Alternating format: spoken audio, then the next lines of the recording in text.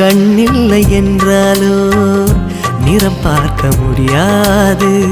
நிறம் பார்க்கும் உன் கண்ணை நீ பார்க்க முடியாது. குயில் இசை போதுமே, அடக்குயில் முகம் தேவையா? உணர்வுகள் போதுமே, அதன் உருவம் தேவையா? கண்ணில் காட்சி தோன்றிவிட்டால் கற்பனை தீர்ந்துவிடும். கண்ணில் தோன்றா காட்சியில்தான் கற்பனை வளர்ந்துவிடும். பாடல் போல தேடல் கூட ஒரு சுகமே.